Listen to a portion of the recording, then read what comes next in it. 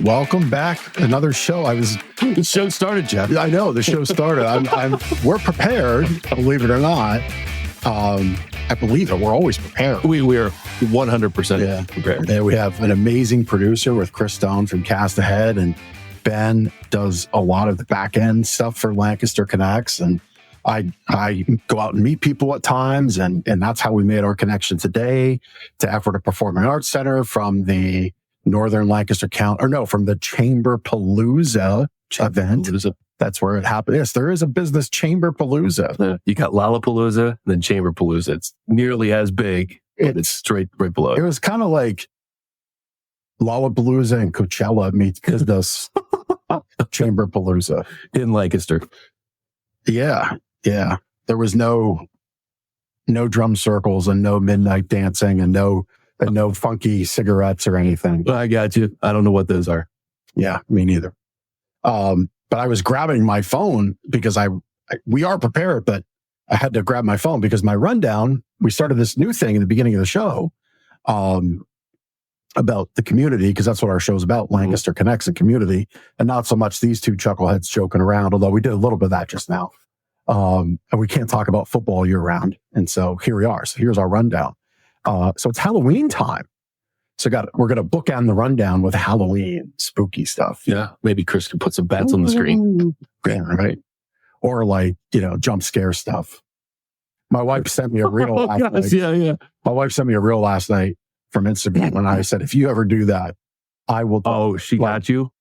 No, she sent me a reel what if I did this to you? Oh. And I said, I would divorce you immediately. Like the next thing you would hear is papers with my signature from the attorney. Okay.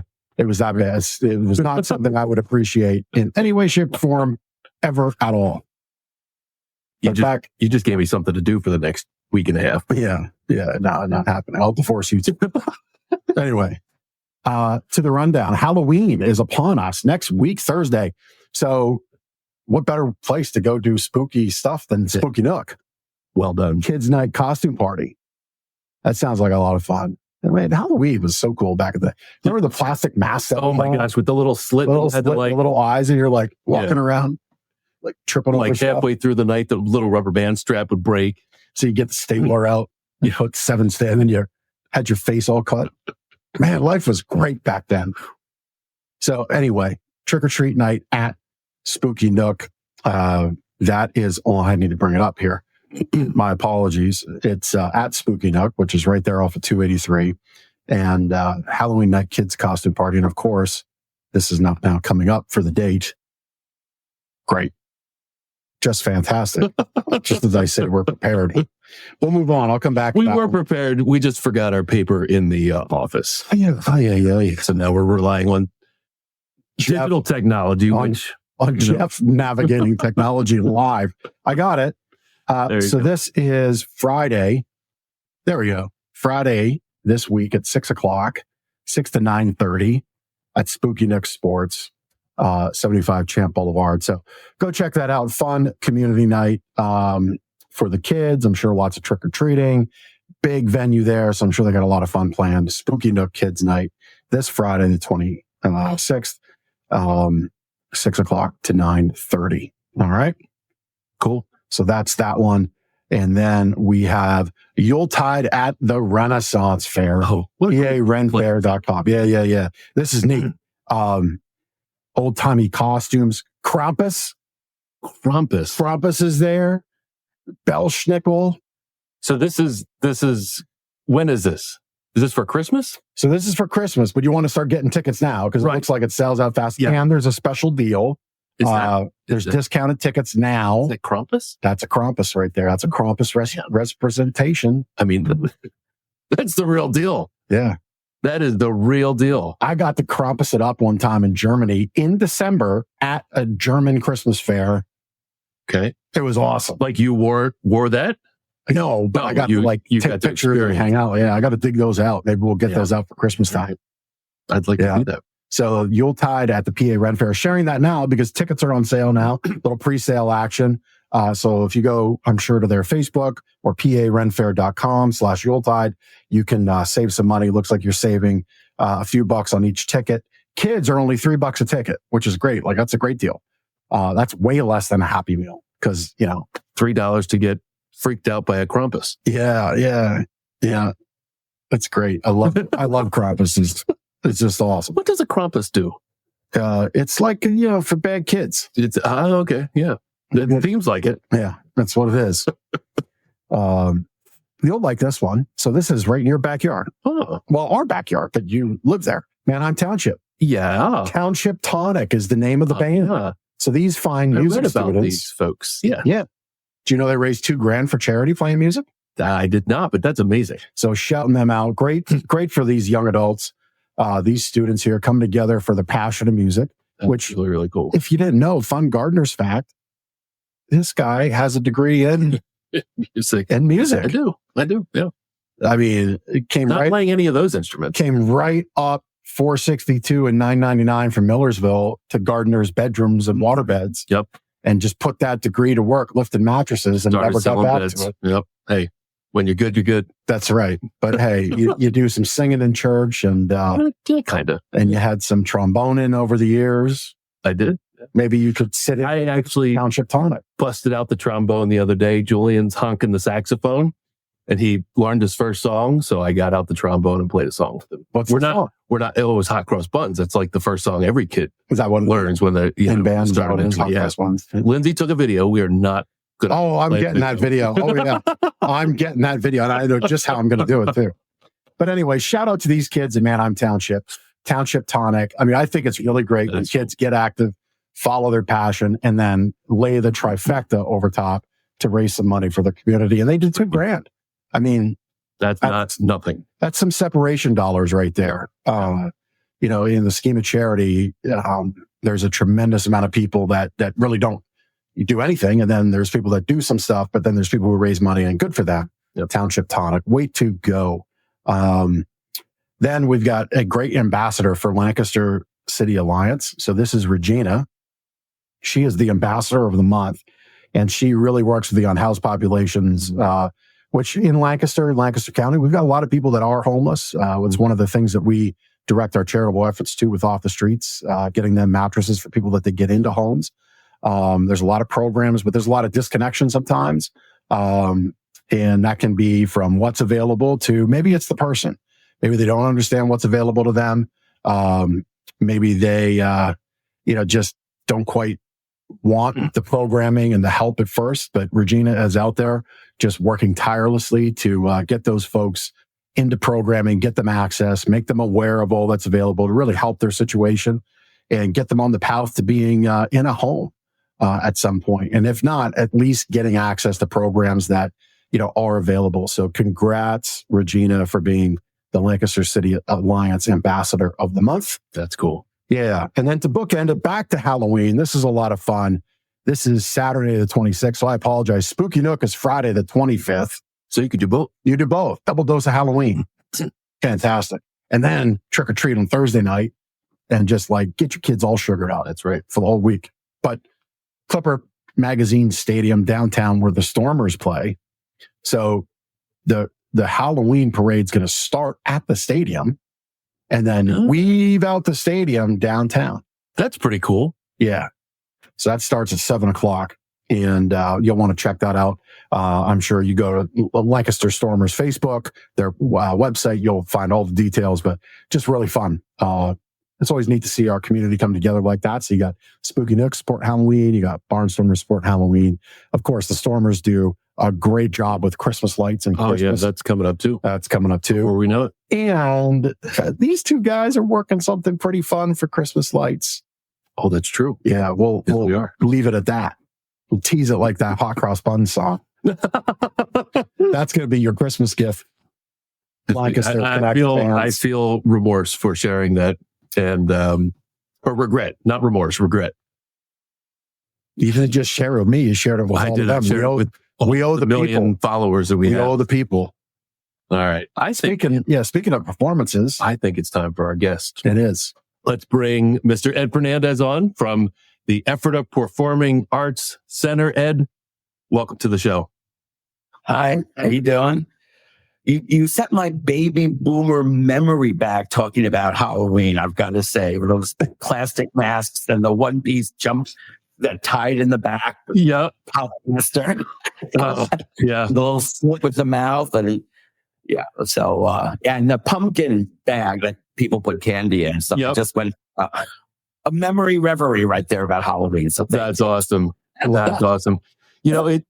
Trick-or-treating these days is completely different than when we were kids. It's like they get full-size candy bars and like they get great things at every house. And I'm like, I remember when we were young. No one's giving out. Yeah, no one's giving out toothbrushes. No. All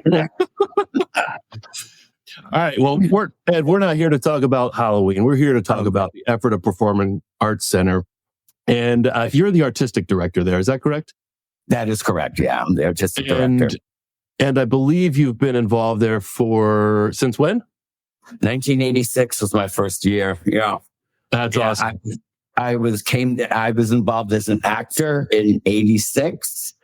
Then I became a director in 89. They talked me into direct. I never directed before. They talked me into directing a show. And in 1989, I directed my first show. And then I was a freelance actor there, plus in other theaters in the area. And then I became artistic director in 1996. So there hasn't been a year since 1986 that I wasn't involved in EPAC in one way or another. That's amazing. So you know a few things about the theater, right? Yeah, I know a few things. I know a little bit. I hope after all this time I picked up a little bit of knowledge, but I know. So Ed, I have a question because I am untheatered as an individual. Okay. I've watched theater, but I've never done on stage. So what's the difference between director and artistic director?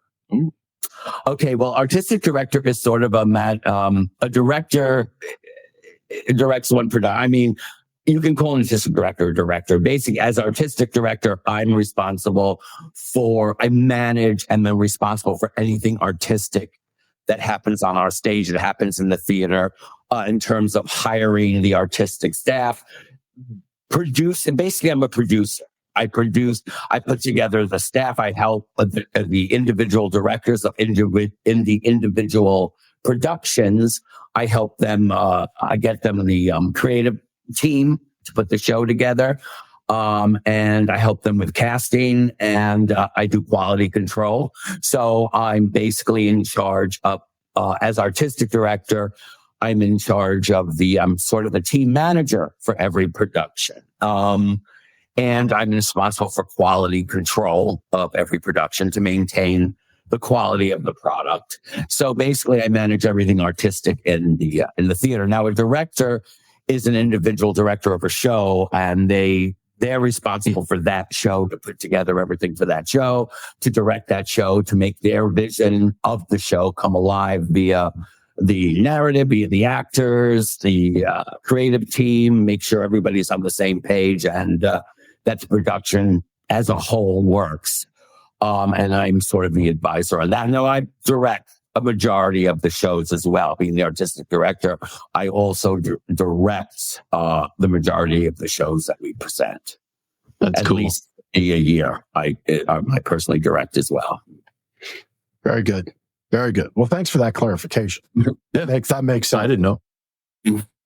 So, Ed, let's talk a little bit about the history of the Ephrata Performing Arts Center. Okay.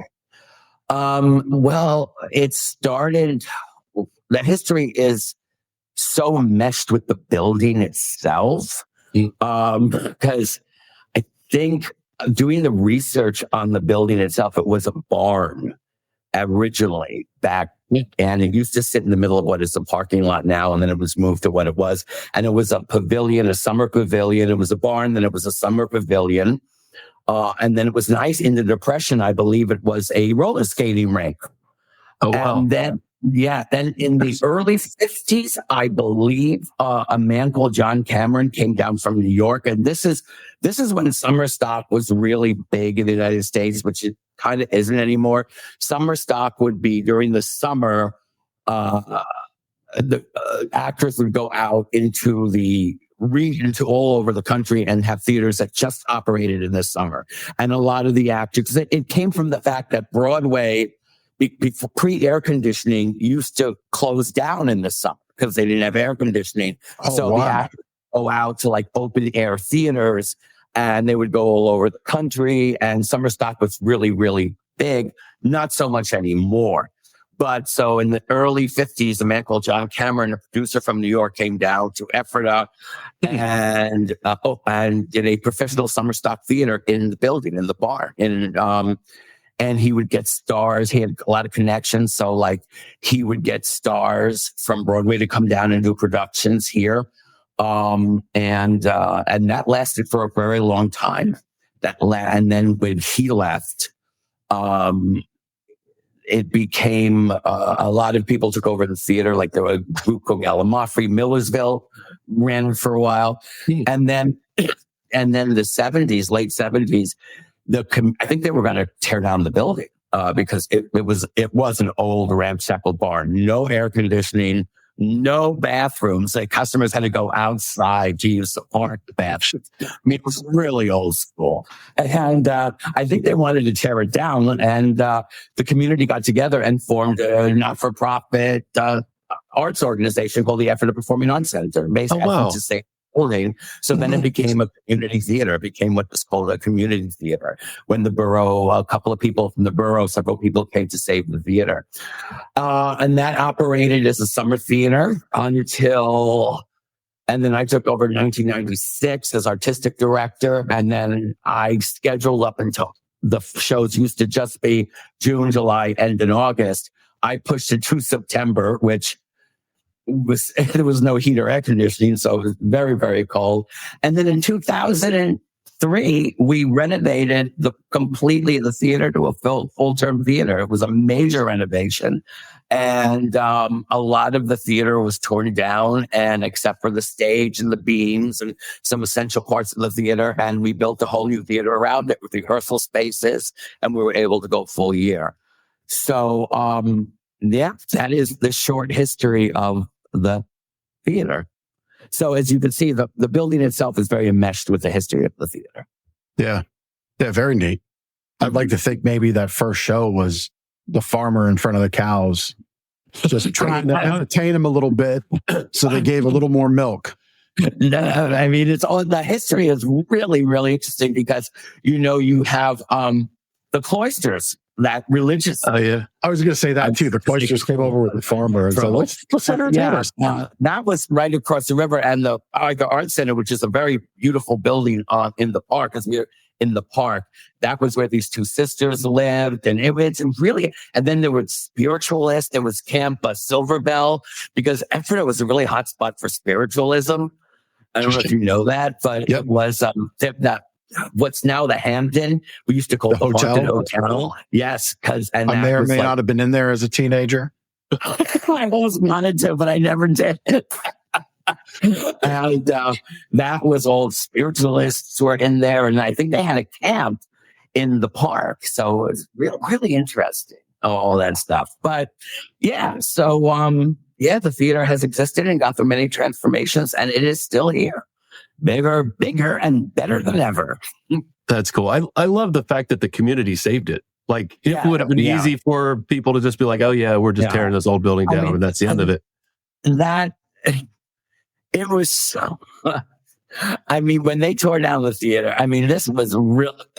I think like the bulldozers just touched it and it fell. It was on, the building was old. It was on its way out, and there was no air conditioning. It got so hot. And I remember doing shows when it was 110 degrees. And it was like, man, I have no nostalgia for the old theater. People say, don't you miss the old theater? No, I absolutely do. We like our modern comforts. I like bathrooms, and I like air conditioning. And I like heating in the winter. But And so now people can come to a great facility, a great theater. And what are the kinds of shows you're putting on? Well, we put on a large selection of shows. Everything from modern musicals to classic musicals to American classics to Shakespeare. We have a wide range of product that we put up, a different thing. It's a lot of variety of theater.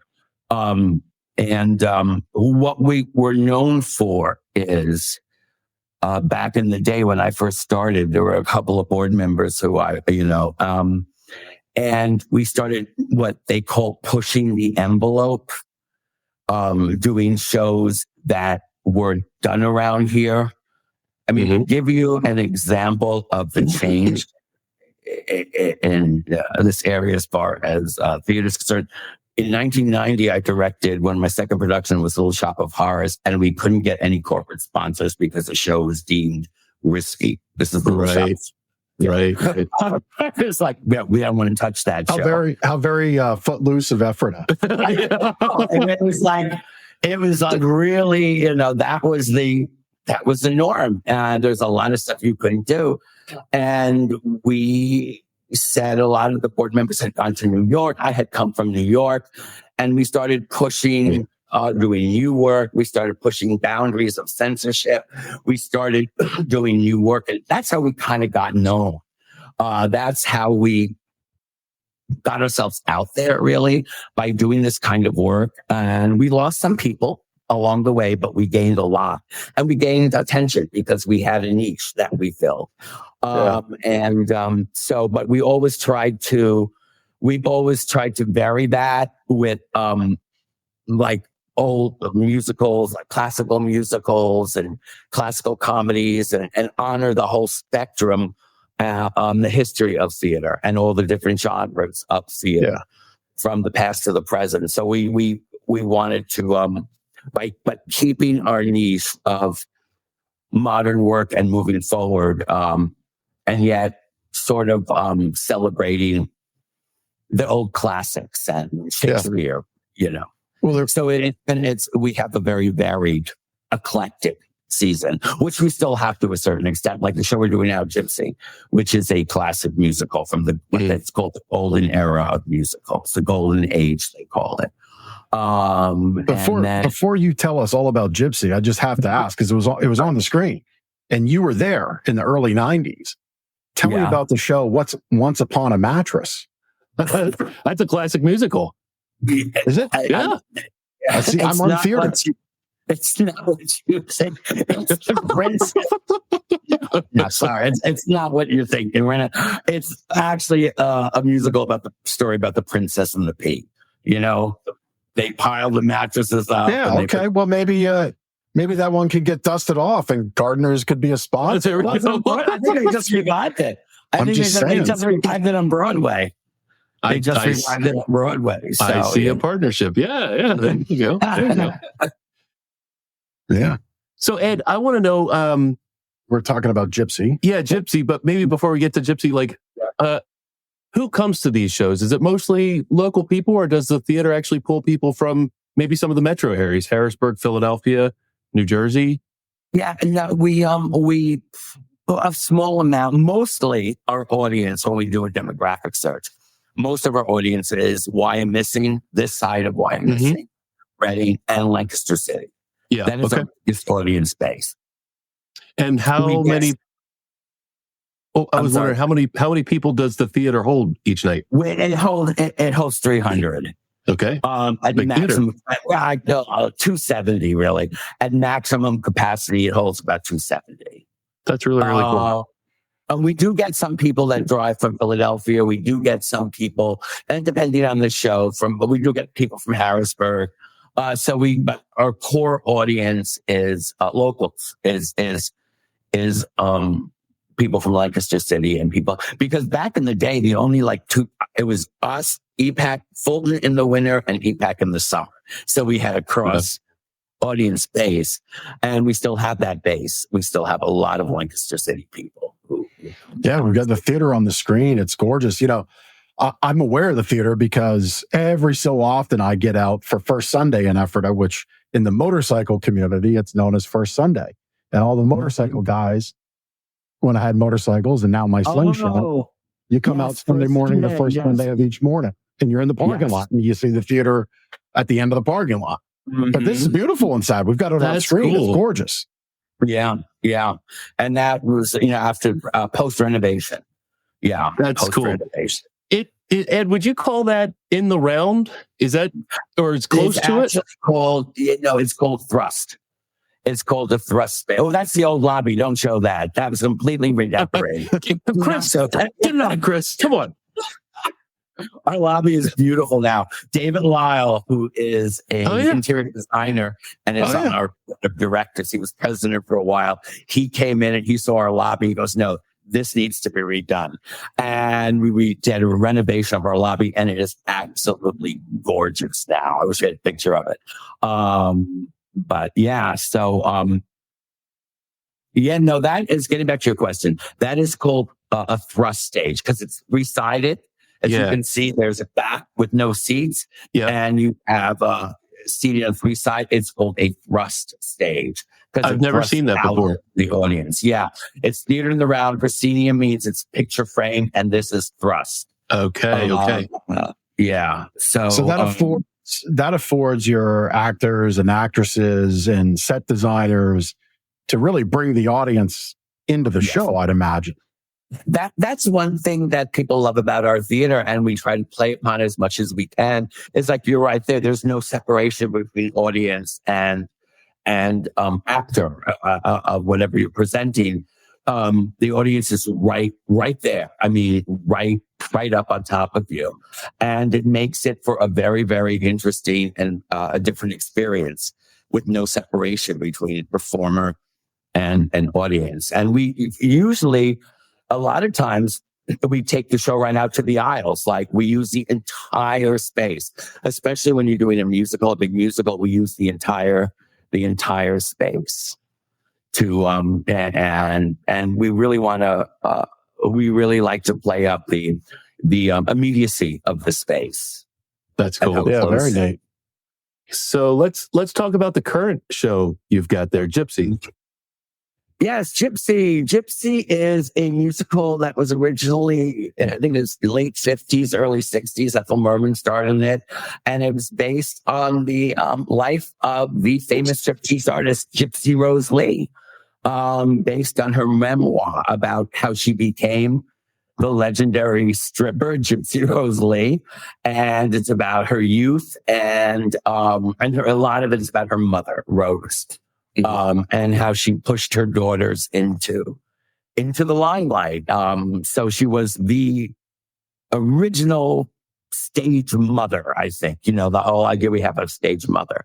And so that was, and it was an immediate hit. And what Gypsy was known for, not only a great score, but it was known for an incredible book. That book is the dialogue in a musical, and it's called a musical. Yeah. Could we say that Gypsy is the bedrock material for the Kardashian family of today? Yes. Yes, it is. It is yes, except there's no Kris Jenner in Gypsies, but there is it is, you can say that, yes. But it has an incredible script as well as great music. And that's what I love about Gypsy. It's one of my favorite musicals. It uses, the metaphor of show business to talk about parent-child relationships. It resonates, has a lot of resonance in it for a lot of themes that are that touch everybody. That's cool. So I think it's a brilliant piece.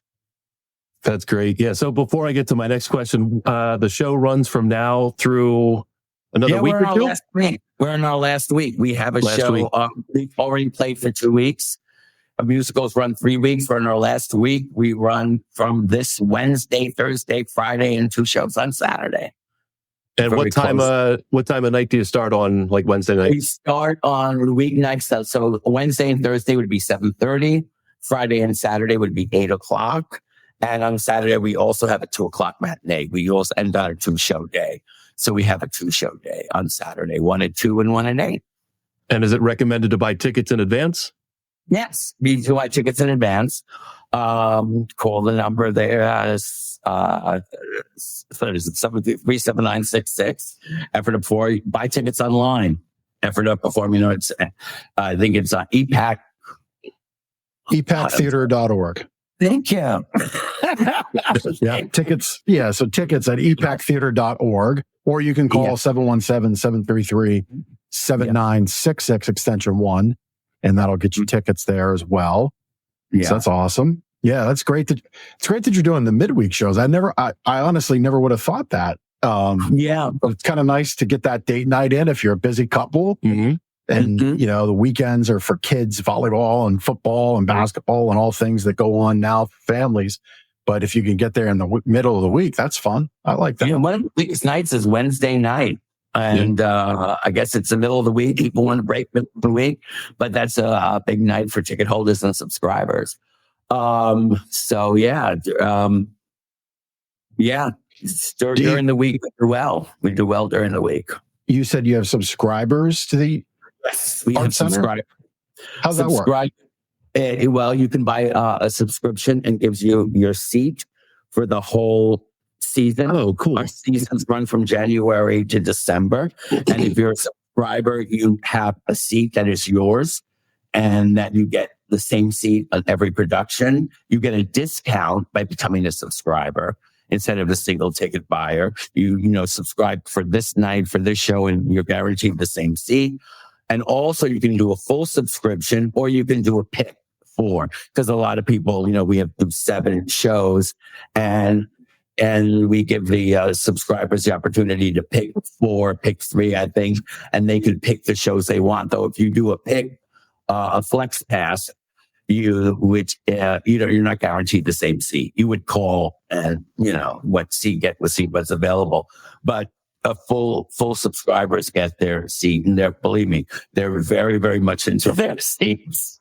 That's cool. And then you have your tickets for the entire season. Yeah, that's cool. And all of that's on the website epactheater.org. Get your subscription. I like that. Very cool. Yeah. Ed, I'd like you to talk about the performers on stage. Okay. I know you have a mix of adults who may have been involved in the theater growing up, and maybe they're into their own profession, and they also perform in your shows. But I know you even have kids and teenagers, high school students and whatnot. So let's talk a little bit about the performers. Yeah. Our performers are local. They are we're what's known as, at this point, a semi-pro, which just means that some of our staff is volunteer and some of our staff is paid. Our infrastructure is all paid staff. Box office manager, theater manager, me, anybody who's on, and then we have contractors who are paid. So there are certain people who are paid, and then there's certain people who are volunteers, like ushers. And a lot of our actors are volunteers from the community, and they're local. And occasionally we call in an actor from out of town to fill a specific part, or if we have problem casting a part, or if it's a specific show, we will pay a professional actors or a union actor, an equity actor under a special contract. It's called an equity guest artist contract. And we will call them in. But the majority of all of these are all, they're all local people. And a lot of our young people have come up through the ranks for our youth theater. We have youth programming. We have a summer camp that is a youth theater, a youth camp, theater camp. That's very, very popular. And they learn about acting and singing and dancing, and it ends with a performance of a show. And, so you have that. And then we do youth productions, which are shows, full productions, that, are just acted by youth, 18 and under. We have that once a season, and next year we're having it twice a season. So a lot of the up and coming actors now have come from EPAC, have come from the summer program. And it's really wonderful to see that. It's really wonderful. It's really wonderful to see these kids, and they grow and they get leading roles. The woman who plays Gypsy Rose Lee in this current production, she started out in Lion King Jr. And of course, the famous Jonathan Groff came from EPAC. He came from our theater. Oh, wow. That's our sort of claim to fame. Let's talk about him a little bit. Yes, let's talk about it a little bit. Yes, I directed Jonathan first in Peter Pan as the Fulton. Before I was artistic director at EPAC, I worked the Fulton a lot.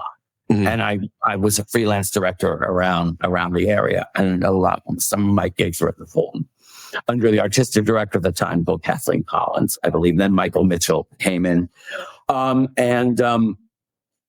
directed Johnny in Peter Pan as one of the Lost Boys at the Fulton. I think that was 19. I know that was. I think that was 99. I don't know. I think it was 99. And then he came to EPAC to do a show called Honk, which was a musical version of The Ugly Duckling. And then he starred in a show called Bat Boy, which was a horror comedy show that we did in October. And, so he did 2 major shows at EPAC. And that's, Saudi still comes and sees shows, and he still comes and sees shows. He's a great guy. And the one thing I'll say about Johnny, he never has, he was just in Lancaster in the library thing. And he mentioned EPAC and me and a lot of people, and he never forgot his roots. I'll say that about Johnny. That's cool. He's very embedded in the community. And, with his status now, he can, doesn't have to keep up, but he, doesn't have to do what he does for this community, but he does. He never forgets the community, and and he is very good to us, and he honors EPAC as a place that taught him a lot, and he grew a lot and made a lot of friends there. So, it's cool. He's a Tony-winning actor, right? Yeah. So I mean, a little piece of that award is maybe yours and EPAC's, right? Just a little bit. I'll tell you honestly, when he did Sean, which is he was cast as the Ugly Duckling. It's a British musical, but they have a very funny, charming show. And he comes out of this big egg and goes, "Honk." And the minute he came in that egg, I said, "This guy's going to be a star." You just knew it. You just knew. That's cool. Knew it. And I'll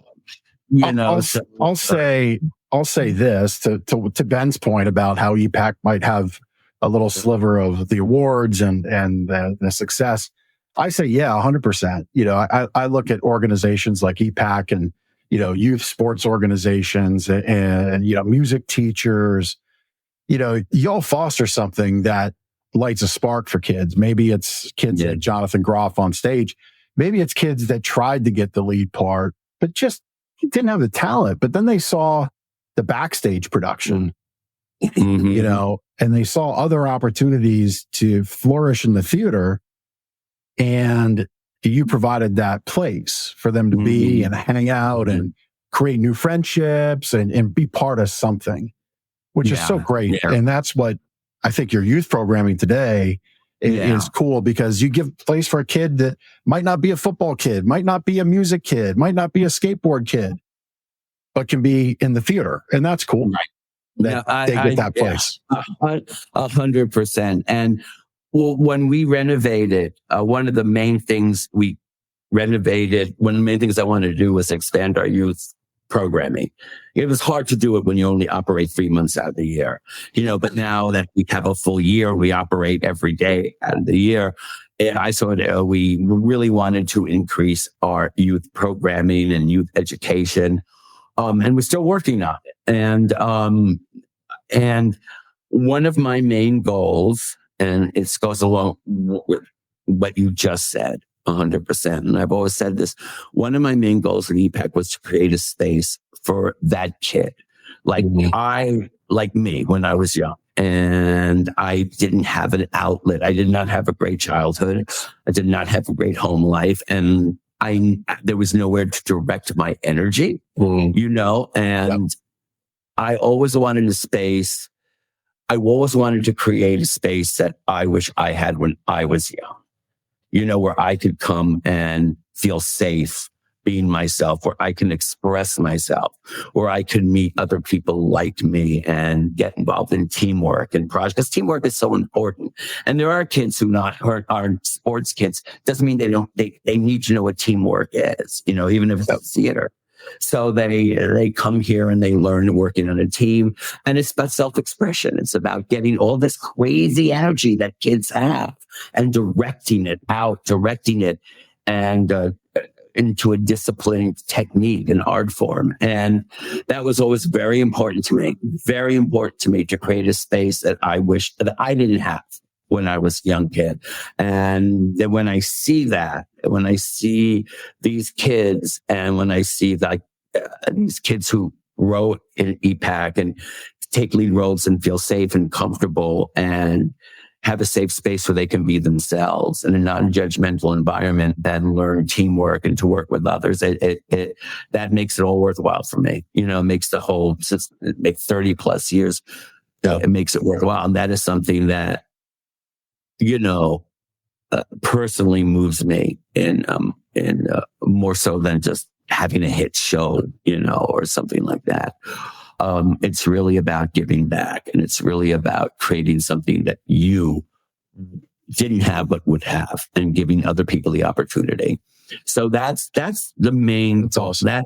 Then and the older you get, the more you realize, why did I do this? What? And then you realize, you go back and you say, oh, that's why I did it. Yeah. So that's cool. That's why the youth program is so important to me. A safe space is so important to kids. So important to kids. Kudos to you for creating that space for these young people. So I want to talk two questions. They're kind of related.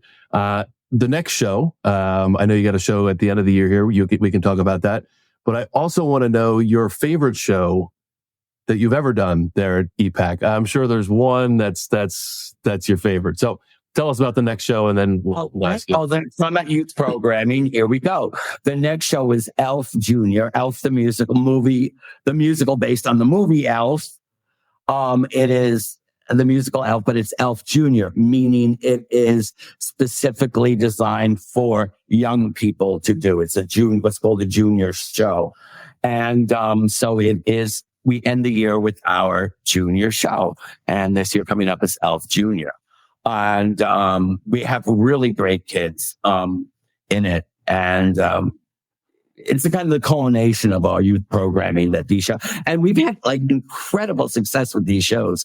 Like we did Phantom of the Opera was a youth production. Les Mis, we did Les Mis, which is a youth production. And we've had incredible success, because I will tell you, the young talent in this area is incredible.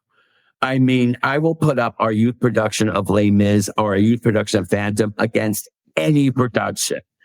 And that's cool. It's interesting to see the change, because, these kids who are coming to the forefront now, they take this really seriously. It's not just fun.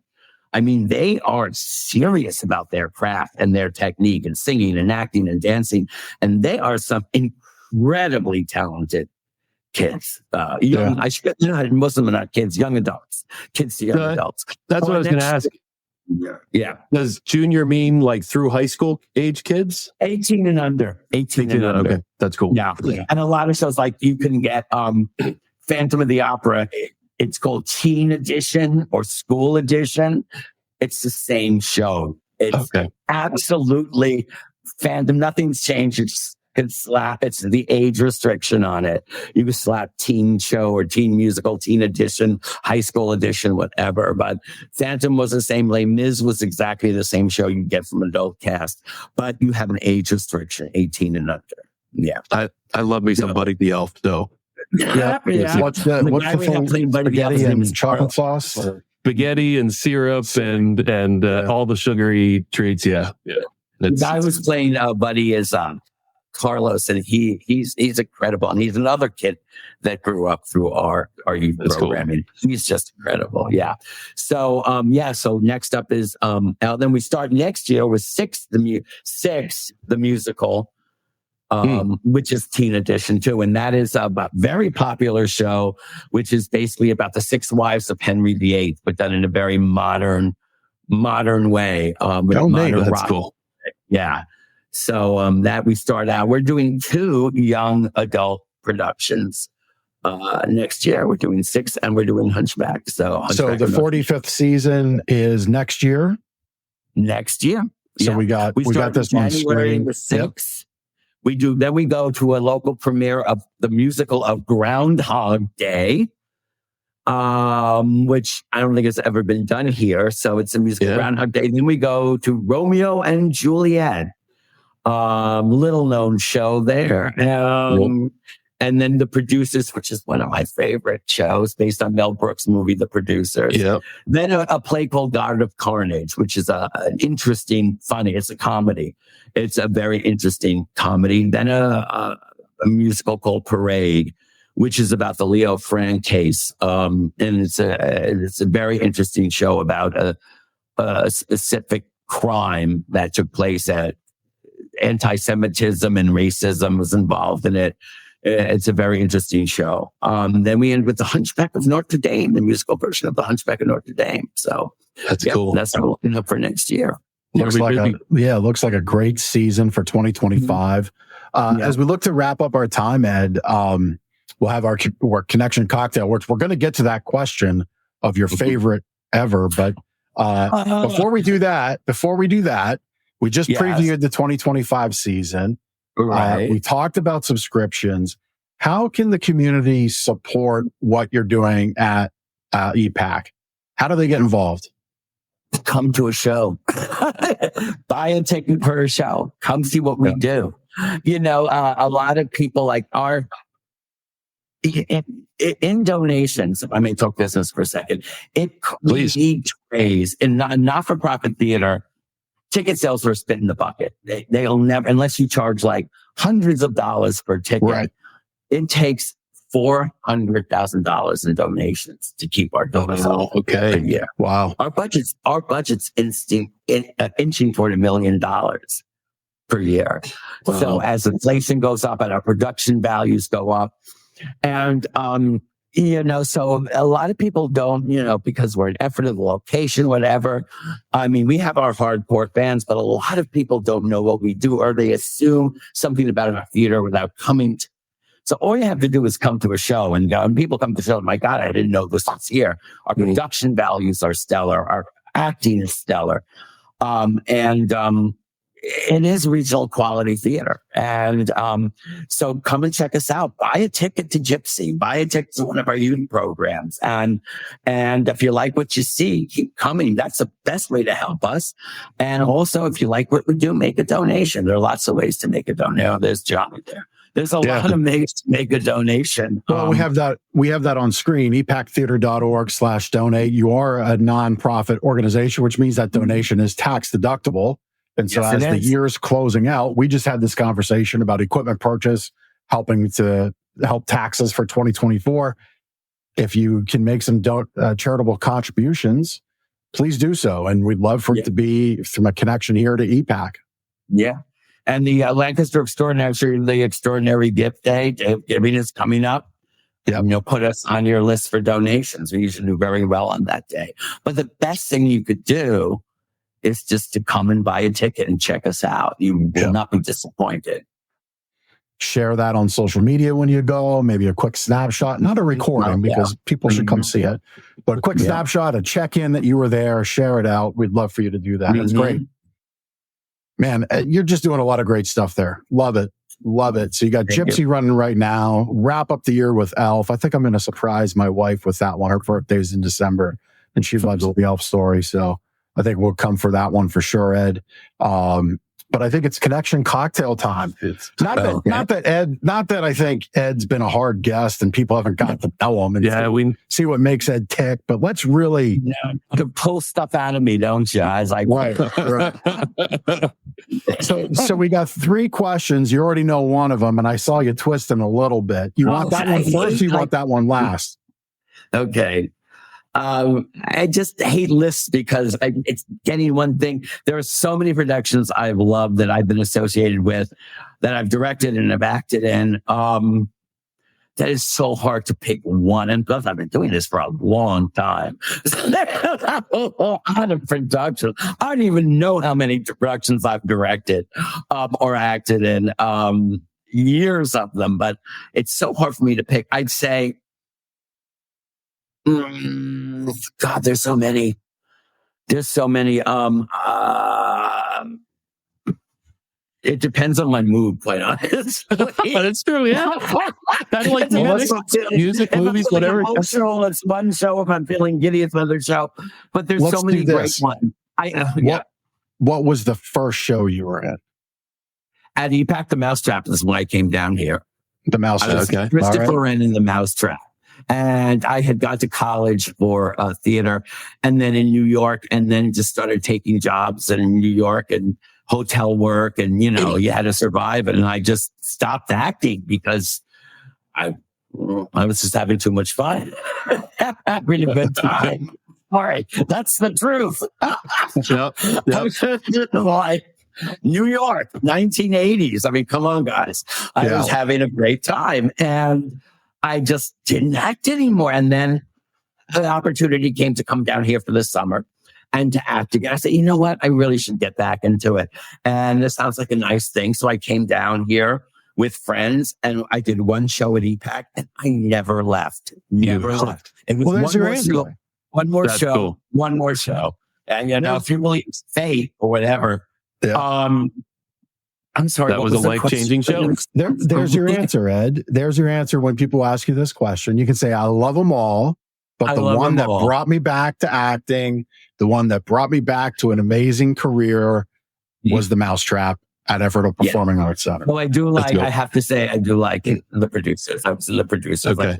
So that's coming up in 2025. That's coming up in 2025, yes. All right. Question number 2, Ed.